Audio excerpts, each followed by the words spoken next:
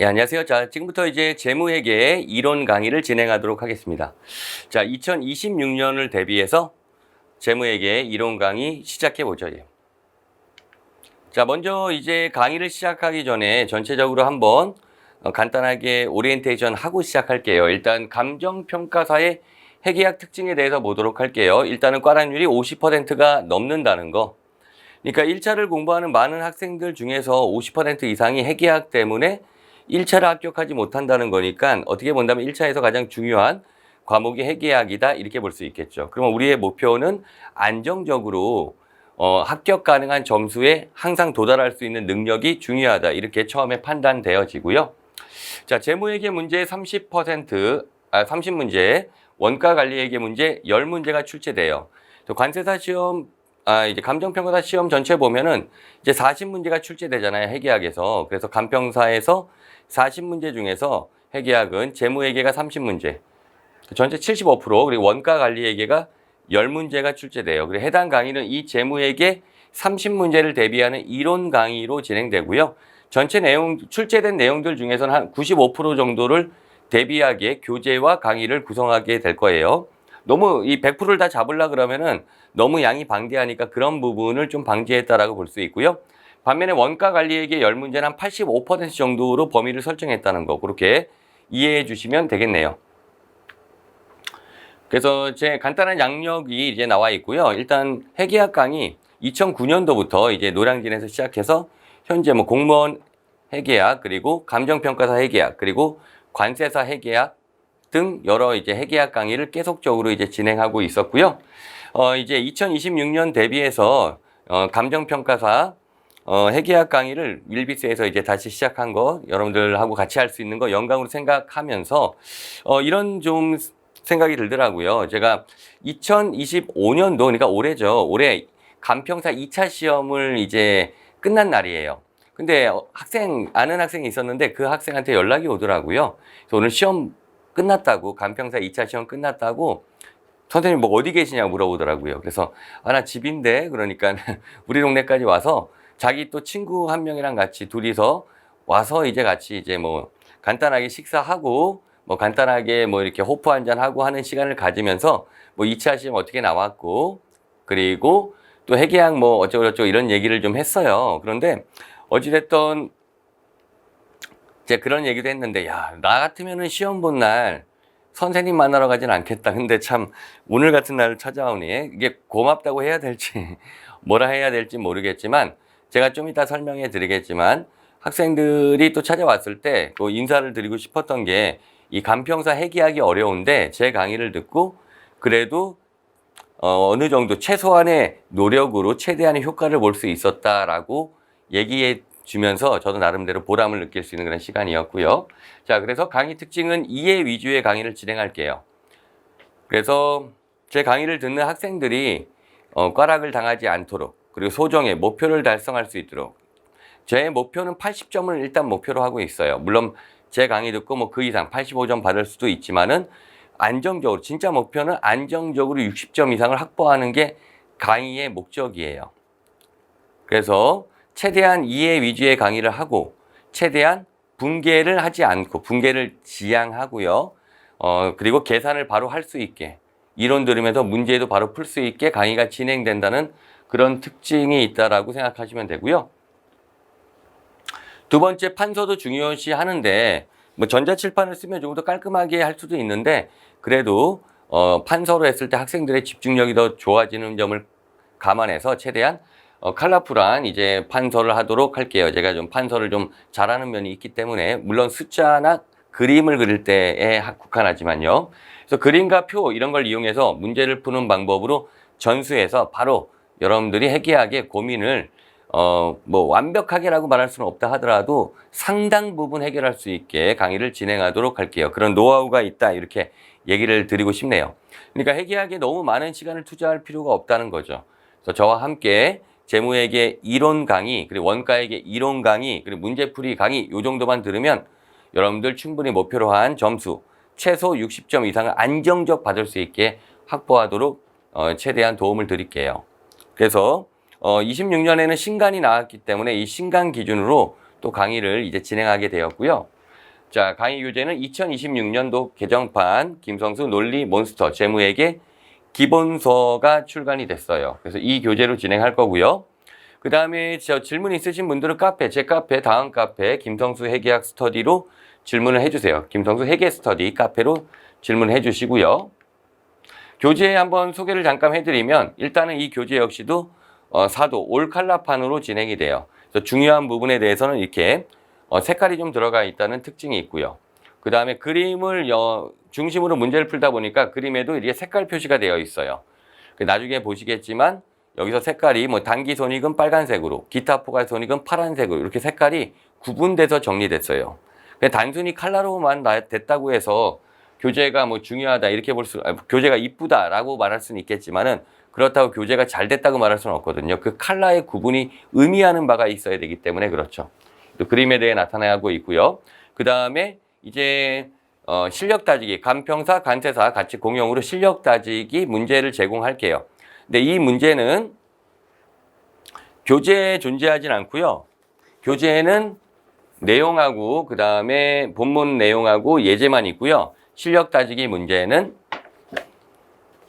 PDF 파일로 제공할게요. 그래서 교재 표지를 보시면은 QR코드를 찍을 수 있어요. 그래서 감정평가사, 관세사, QR 거기다가 대시면은 문제를 다운로드 받을 수 있고요. 제 카페에서도 다운받을 수 있고요. 그리고 온라인 강의 듣는 분은 해당 강좌에도 PDF 파일이 이제 제공되니까 뭐 PDF 파일로 출력해서 여러 번 풀어볼 수도 있고 아니면 패드 같은 거 이용해서 정리하기도 좀 편할 수 있다라고 볼 수 있겠죠. 이 실력 따지기 문제는 많은 문제가 있는 건 아니고 기본이 되는 기출 문제들 중심으로 있으니까 우리가 해당 배운 내용을 가지고 해당 기출 문제를 풀 수 있는지 강의에서도 좀 전부는 아니다 할지라도 일부 부분을 풀면서 같이 정리해 보도록 할게요. 그 다음에 이건 촬영 기준으로 일단 예상되는 건데요. 재무회계 이론 강의 9월에서 10월까지 해서 촬영을 다 완료하는 걸 목표로 하고 있고요. 그 다음에 원가관리회계 11월, 그 다음에 객관식 회계학 12월, 그리고 말문제 특강 2월 달 정도에 진행할 예정이라는 것만 좀 소개해드리죠. 그래서 이 정도 커리큘럼이 충분해요. 뭐 특별히 뭐 플러스 특강 같이 뭐 심화 강의 이런 것들이 추가로 있을 필요는 없어요. 그리고 회계학이 학생들이 말할 때 너무 방대하더라. 일부는 너무 방대하다. 너무 자세하고 너무 방대하게 배운다. 그러면 어려운 문제도 풀 수 있을 수도 있겠죠. 하지만 그러면 일반적인 학생들 입장, 특히 1차 시험만 있는 입장에서는 어느 정도 기본 정도 내용만 알면 되지. 시험에서 그 정도만 풀면 우리가 안정적으로 60점을 받는 데는 지장이 없기 때문에 그런 부분을 강조해서 설명을 드리도록 하고요. 본 강의는 이제 스튜디오 촬영으로 1대1 스튜디오 촬영으로 강의가 진행되는데 그럼에도 불구하고 최대한 그래도 뭐 지루하지 않고 나름 뭐 유쾌하게 강의하도록 할게요. 그리고 또한 온라인 강의다 보니까 정말 뭐 필요한 예시가 아닌 이상은 쓸데없는 얘기는 하지 않는 걸로 약속드려서 시간을 좀 최대한 세이브할 수 있게 그렇게 설명드리도록 하고요. 그 다음에 합격생들한테 가장 중요한 요소들을 한번 생각해 봤어요. 여러분들도 한번 생각해 보세요. 뭐 가장 중요한 게 성실함이 가장 중요하다 볼 수 있겠죠. 두 번째로는 끈기. 뭐 같은 말이 될 수도 있지만 어찌됐든 간평사 시험 뭐 어려운 시험이면은 확실하겠지만 합격한 친구들을 보면은 꾸준히 끈기 있게 공부를 했기 때문에 그 합격을 할 수 있겠죠. 그리고 마지막으로 이 어느 정도 그 과목에 대한 자신감을 확보해야 돼요. 최소한 여러분들 회계학은 저와 같이 공부한다면 아 그래 회계학 어렵지 않아. 할만해. 충분히 회계학 뭐 꽈락받진 않아. 정도의 자신감을 가질 수 있게 강의를 진행하도록 할게요. 자, 그 다음에 우리가 이 교재 3강, 그러니까 파트 3부터 강의가 진행되는데 1장과 2장은 기초회계 부분이에요. 학원에서 기초회계 무료 특강이 있으니까 제가 2년 전에 촬영한 기초회계 무료 특강이 있으니까 그 강좌를 보시는 걸로 하고 우리는 3장부터 본격적으로 진도 나갈게요. 3장부터 이제 IFRS가 적용되는 내용이 되겠어요. 자, 첫 시간에 이제 본장을 나가기 전에 워밍하기 위해서 먼저 현재 가치 평가에 대한 얘기를 먼저 해볼게요. 자, 현재 가치 평가는 148페이지, 교재 148페이지. 147로 올게요. 147페이지부터 시작해 보도록 하죠.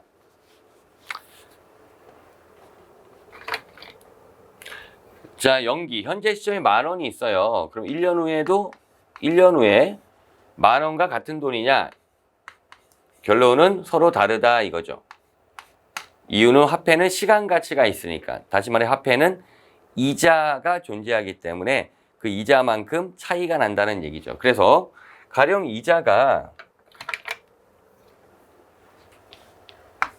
이자율이 연 10%라고 가정해 볼게요.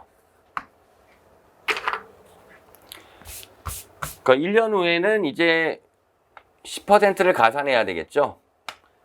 그러면 곱하기 1.1을 하면 되겠죠. 가산하니까 그 11,000원이 돼요.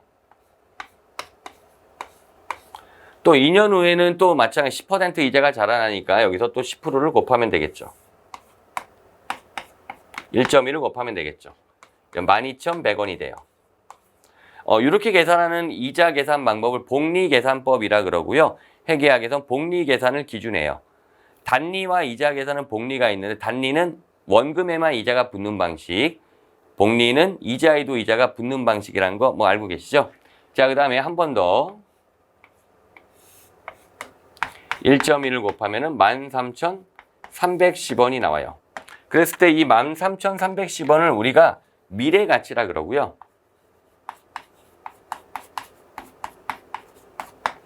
이 10,000원을 현재 가치라고 해요.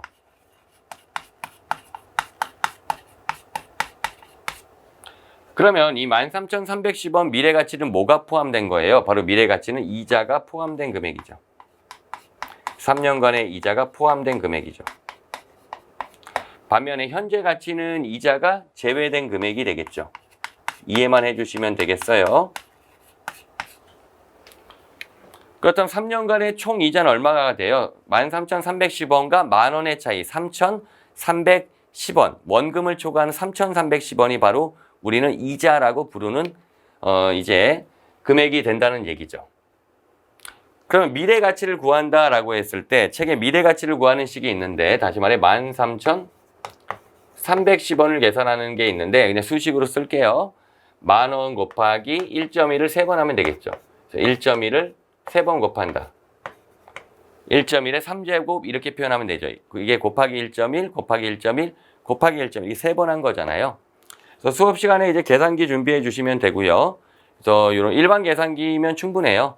뭐 간평타 시험은 공학용 계산기도 사용 가능하긴 하지만은 뭐 저는 이제 일반 계산기로만 설명하는 걸로 할게요. 그럼 10,000원 곱하기 1.1 이꼬라면 11,000원 나오고 또 곱하기 1.1 이꼬라면 12,100원 곱하기 1.1 이꼬라면 13,310원이 나오죠.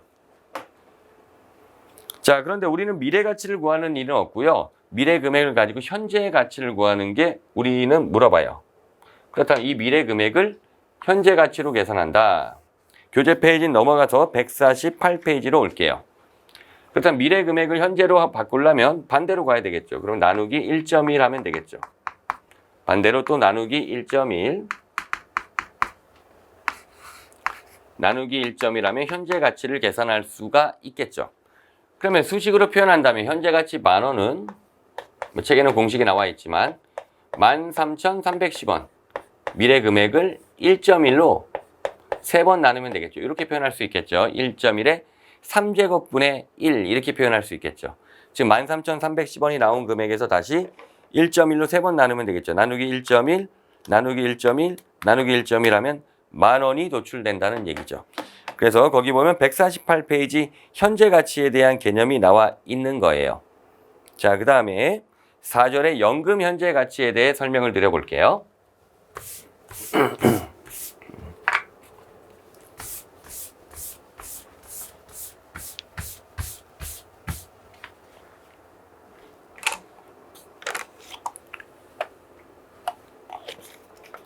자, 이번에 미래연금 흐름은 1년 후에 10,000원, 2년 후에 10,000원, 3년 후에 10,000원이고 이자율은 10%라고 가정을 해볼게요. 1년 후에 10,000원이고 2년 후에 10,000원이고 3년 후에 10,000원이라고 가정을 해보죠. 근데 가끔 이런 질문해요. 왜 미래연금 흐름은 왜 이렇게 됐나요? 그러면 이건 정해지기 나름이에요. 제시한 거 그냥 따라가면 돼요. 뭐 LA 다저스에 뭐 예를 들어서 오타니 쇼헤이가 있어요. 그래서 계약 금액이 7억 달러죠. 어마무시한 돈인데요.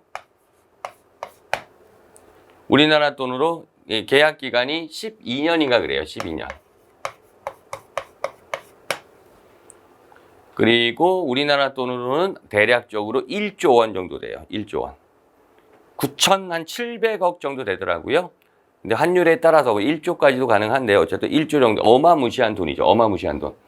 그런데 오타니 쇼헤이가 어떻게 계약을 맺었냐면 이렇게 계약을 맺었어요. 그래서 0에서부터 12년까지 아마 이럴 거예요. 10년인가? 10년까지 매년 2천만 달러씩만 받아요. 그러니까 0.2억 달러, 0.2억이라 표현할 수 있겠죠? 10년. 그러면은 여기 얼마야? 10년 동안 2억 달러를 받은 거죠. 그리고 남은 또 10년 있죠. 남은 10년에 나머지 5억 달러 있죠. 5억 달러를 나눠가지고 5천만 달러씩 받아요. 연간. 이런 식으로 계약이 맺어져 있어요. 그럼 왜 그래? 이렇게 말하면은 그거야. LA 다저스하고 오타니 쇼헤이가 계약을 그렇게 한 거잖아. 그러니까 미래 현금 흐름은 정하기 나름이라는 얘기죠. 그래서 얘네들도 미래 금액이니까 얘를 현재 가치하면은 만약 일시금으로 받았다라고 가정하면 한 4억 달러 정도의 현재 가치가 나온다고 하네요.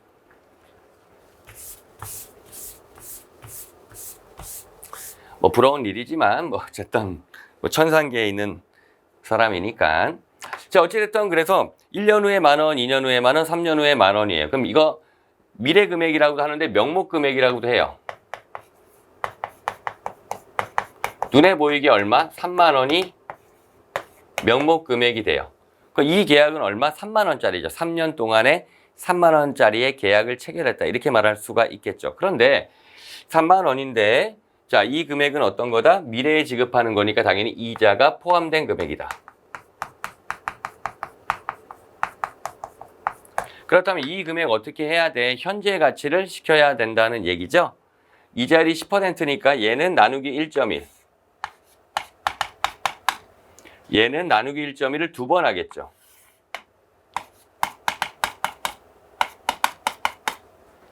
얘는 나누기 1.1을 3번 하겠죠.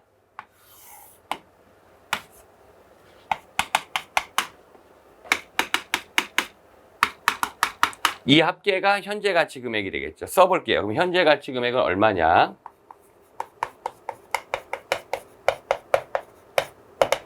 (1년) 후에 10,000원은 1.1로 나누면 되겠죠. 근데 이렇게 표현할게요. 1.1분의 1 곱하기 1.1분의 1 이게 나누기 1.1과 같다는 거 아시죠? 그리고 2년 후에 10,000원은 1.1의 제곱분의 1 그러니까 1.1로 2번 나눴다 이런 의미죠.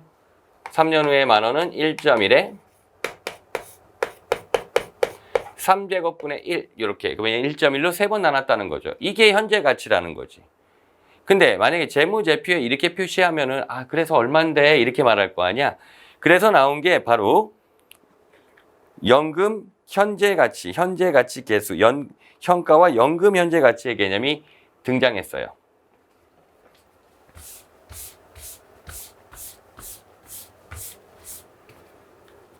계산기를 한번 눌러볼까요? 그래서 1 나누기 1.1 한번 해보세요. 0.909090 무한소수 나오죠. 0.9090 막 이렇게 나오잖아. 근데 여기서는 그냥 간단하게 소수점 셋째 자리에서 반올림해서 0.91로 표현했는데 간평사 시험이나 관세사 시험처럼 계산기를 쓰는 시험은 소수점 다섯째 자리에서 반올림 할 거예요. 그래서 0.9090 정도로 표현하는 게 일반적이긴 한데 그냥 이렇게 표현하도록 할게요. 0.91. 그러니까 여기 10% 현가 얘는 어떻게 나온 거야? 1 나누기 1.1에서 나온 거다. 이기는 이렇게 나온 거예요. 1 나누기 1.1을 2번 한 거예요. 여러분들 이제 0.9090 나온 상태에서 마찬가지 나누기 1.1 한번 더 해보세요. 0.8264 이런 식으로 나오잖아요. 그래서 반올림해서 0.83 그리고 1 나누기 3은 1.1을 3번 한 거예요. 또 나누기 1.1 한번 해보세요. 0.7513 이렇게 나오잖아요. 0.75로 표현한 건데 그러니까 이 현가라고 하는 게 전부하면 1 나누기 1.1에서 1년은 2년은 1 나누기 1.1을 2번 그 다음에 3기는 1 나누기 1.1을 3번 해서 나온 금액이 이 상수값 현재 가치 계수라고 하는 거죠. 그렇다면은 여기다가 이렇게 쓸 수 있겠죠. 아, 이 10,000원은 1년 후니까 1기 10% 현가인 0.91로 써야 되는구나. 그리고 그 다음에 얘는 1.1의 제곱이니까 2기 10% 현가를 쓰면 되겠구나. 0.83을 쓰면 되겠구나. 그리고 얘는 1 나누기 1.1 3번 한 거니까 10% 3기 현가인 0.75를 쓰면 되겠구나. 이렇게 해서 계산을 하면 현재 가치 금액이 계산이 돼요. 이거 계산하면 24,900원이 계산돼요. 계산해 볼게요.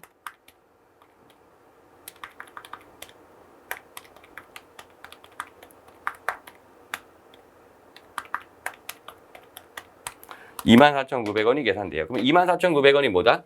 현재 가치라고 하는 거고요. 이거는 어떻다? 이자가 제외된 금액이 되겠죠. 그럼 우리가 당연히 회계에서 평가할 땐 현재 가치로 평가한다는 얘기죠. 만약에 금액이 미래 금액으로 되어 있으면 이자를 제외한 현재 가치다. 그러면 이 예를 들어서 간평사도 감정할 때 그런 거잖아요. 그러면 이 자산은 24,900원이다. 이런 거지. 현재 가치까지 고려했다면. 회계에서도 같은 맥락이고요. 당연히. 그러면 요 차이 있죠. 지금 보시면은 24,900원인데 3만원 되잖아. 요 차이. 얼마 나오죠? 5,100원 나오죠. 이게 이자 요소가 되는 거예요. 이자다. 이자 요소다. 이자 상당액이다. 뭐 이렇게 표현하는데 이자 요소가 5,100원이 존재한다는 얘기죠. 그런데 여기서 수식을 약간 이렇게 쓸 수 있거든요. 보시면은 10,000원이 여기서 겹치잖아요. 그러니까 수학에 있는 곱셈 공식을 적용할 수가 있어요. 그럼 이렇게 표현할 수 있죠. 10,000원 곱하기 0.91 플러스 0.83 플러스 0.75라고 표현할 수가 있겠죠. 그래서 등장한 게 연금 현재 가치가 등장한 거예요. 그래서 연금 현재 가치는 뭐냐? 얘는 현가의 누계가 돼요. 1차 연도는 0.91 한 번 누적된 거니까 0.91. 2차는 0.91과 0.83이 합쳐져서 1.74. 그리고 여기 3기는 3개가 누적된 2.49가 나와요. 그러면 미래연금 흐름이 이렇게 10,000원씩 겹치면은 바로 표현할 수 있겠죠. 이런 식으로 10,000원이고 이자율이 몇 %야? 10%니까 10% 보면 되겠죠. 만약에 이게 12%라면 12% 보는 건데 현가표에서 10%니까 10% 보면 되고 10,000원 그리고 3번 겹치네. 연금 현재 가치 2.49를 적용하면 좀 더 빠르게 우리가 현재 가치 개념을 계산할 수 있다. 여기서 여러분들은 현가와 연금 현가의 개념의 차이를 이해하시고 문제를 풀 때 현가로도 풀 수 있고 연금 현재 가치로도 풀 수가 있다. 다만 숫자가 겹칠 때는 연금 현재 가치를 써서 푸는 게 좀 더 빠르다. 숫자가 겹치지 않으면은 그때는 현가만 적용할 수가 있다. 연금 현재 가치를 적용하면 안 된다는 거를 이해하시면 될 것 같아요. 그 정도 이해되죠? 예, 그 정도.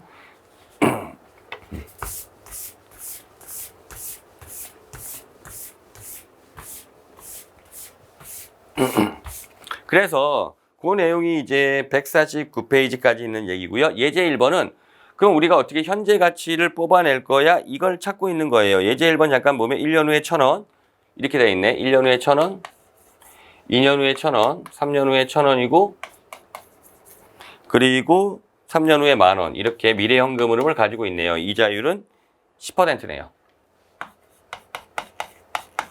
바로 할게요. 그러면 여기서 현재 가치 현가표를 보고 바로 현재 가치를 계산하자 이 얘기예요. 그러면 이 1,000원은 겹치잖아요.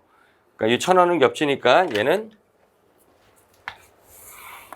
현재 10%니까 10%짜리 보면 되죠. 10%. 3번 겹치네. 3기에 연금 현가를 적용하면 되겠죠. 그러니까 얘를 적용하면 되죠. 2.49. 10% 3기에 연금 현재 가치. 반면에 이 10,000원은 안 겹치잖아. 그리고 3년 후죠. 10%. 그래서 안 겹치니까 현가고 3년 후니까 3기고 그래서 0.75를 적용한다. 그래서 계산하면 이렇게 돼요. 10,000원 얘는 3기 현가 0.75 이렇게 현재 가치 하면 되고 1,000원은 겹치니까 여기 연금 현재 가치 2.49를 적용하면 현재 가치 하면 계산하면 9,990이 계산돼요. 그럼 현재 가치한 금액 9,990. 그리고 명목금액, 미래금액은 13,000원. 이 차이 3,010원이 이자적 요소구나. 이렇게 볼 수가 있겠죠. 자, 넘어가서 150페이지 볼게요. 예제 2번 확인해 볼게요.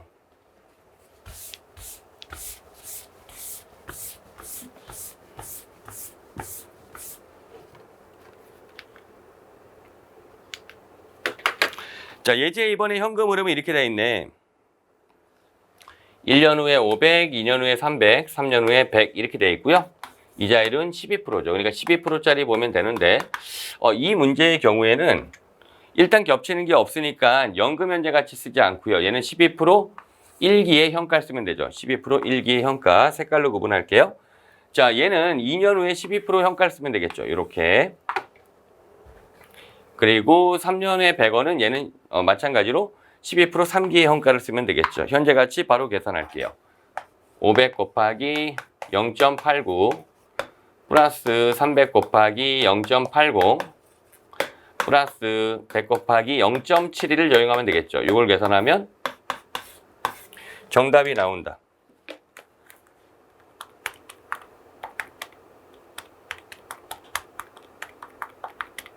그럼 756이 나오죠. 756이 현재 가치한 금액이다. 명목 금액은 900이잖아요. 합쳐서 900과 756의 차이 144가 3년간의 이자 비용이라는 걸 확인해 볼 수도 있겠네요. 그러면 이 금액을 현재 가치라고 하는 거죠. 이 756을. 계산기, 이제 일반 계산기에서 계산하는 방법 잠깐 좀 설명할게요. 처음 하시는 분들이 있을 테니까. 공학용 계산기는 제가 사용법을 모르니까 나중에 간평사 분들이 하시는 강의가 있는 것 같긴 해요. 자, 우리가 일단은 이 계산기를 할 때, 이 쌀집 계산기를 기준했을 때 GT 기능을 소개할게요. 항상 시작할 때는 AC를 눌러주세요. 올 클리어예요. 올 클리어. 모든 걸 다 이제 새롭게 해요. 그리고 얘를 계산기를 누르면 이렇게 계산하면 돼요. 누르고 500 곱하기 0.89 이꼴을 눌러주세요. 이꼴. 그리고 300 곱하기 0.80 이꼴을 눌러주세요. 100 곱하기 0.71 이꼴을 눌러주세요. 그리고 GT 이렇게 누르면은 756이 계산돼요. 그러면 GT가 어떤 기능이냐? 바로 이꼴을 합산하는 기능이 바로 GT 기능이에요. 그래서 약간 이런 식으로 수식이 나올 때가 많거든요. 한번 해보면 AC 누르고 500 곱하기 0.89 이꼴. 그리고 보시면 300 곱하기 0.80 이꼴. 그리고 100 곱하기 0.71 이꼴하고 GT 누르면 이 이꼴한 거를 합을 내요. GT 기능은 좀 유용해요. 그렇게 하면 756이 계산된다. 가장 기본이 되는 방법이 GT 기능을 소개했고요. 나머지는 좀 눌러보면 아실 거예요. 일단은 여기 보면 MC, MR, M-M+, 얘는 소개를 따로 하진 않을게요. 이 기능은 이 쌀집 계산기가 저장을 딱 하나에 저장을 할 수 있는데 그 저장을 하는 거를 보여줘요. 이 M이 메모리를 말한 거거든요. MC가 메모리 클리어, MR이 메모리 리턴 뭐 이런 것들을 표현하는데 얘는 플러스 말고 마이너스하고 뭐 이럴 수는 있는데 그거는 제가 설명하지 않을게요. 일단 GT 기능만 잘 써도 크게 지장이 없고요. 그 다음에 하나 더 소개하면 제일 상단에 있는 요거 버튼 F 그 다음 컷 그리고 4분의 5 이런 게 있네요. 눈금자가 그리고 4 3 2 1 0 AD2 이렇게 있네요. 여기도 눈금자가 이렇게 있죠. 근데 저는 눈금을 그냥 이렇게 해요. 그냥 이렇게 다 왼쪽으로 그냥 놔두고 해요. F는 뭘 말하냐? F를 말해요. 그러니까 이건 소수점 자리의 처리인데 자, 1 나누기 1 이렇게 눈금자를 다 왼쪽으로 다 당긴 다음에 한번 해보세요. 1 나누기 1.1을 한번 해보세요. 그러면 0.90909090 이렇게 무한소수로 나와요. 그냥 저는 우리 어차피 객관식 시험이기 때문에 주관식이 아니란 말이야. 그러니까 소수점 자리에 신경 쓸 필요는 없어. 보기에 얘랑 가장 근사치된 거 하나밖에 답이 없을 테니까. 그래서 저는 그냥 풀로 놓고 그냥 때려요. 풀로 놓으면 여기는 어디다 놔도 상관없어요. 이건 소수점 몇째 자리까지 표시한다는 건데 넷째 자리, 셋째 자리, 둘째 자리, 첫째 자리, 제로 그리고 AD2는 두 번째 자리까지 표시한다는 건데 아무 의미가 없는 거고요. 여기부터 의미가 있겠죠. 만약에 컷에 놓는다. 한번 해볼까요? 그러면 컷에 놔두고 소수점 넷째 자리 그럼 1 나누기 1.1을 한번 해보세요. 그럼 0.9090 소수점 넷째 자리까지 해서 얘는 버림을 말한 거죠. 버림. 그리고 여기다 놔둔다 그러면 얘는 반올림을 말한 거예요. 보세요. 그러면 1 나누기 1.1. 잠깐만. 4분의 5로 놔두고요. 넷째 자리로 할게요. 1 나누기 1.1. 그러면 0.9091. 그러니까 다섯 번째 자리에서 반올림해서 넷째 자리까지 표시한다는 얘기죠. 그래서 뭐 반올림을 쓰는 사람도 있긴 한데 그냥 저는 그냥 왼쪽으로 놔두니까 뭐 큰 의미는 없겠죠. ADD2는 소점 둘째 자리에서 표시까지 거기까지 표시하는 거 많이 하니까 그게 따로 눈금자가 있는 것 뿐이고요. 간단하게 계산기에 대해 소개를 한번 해봤고요.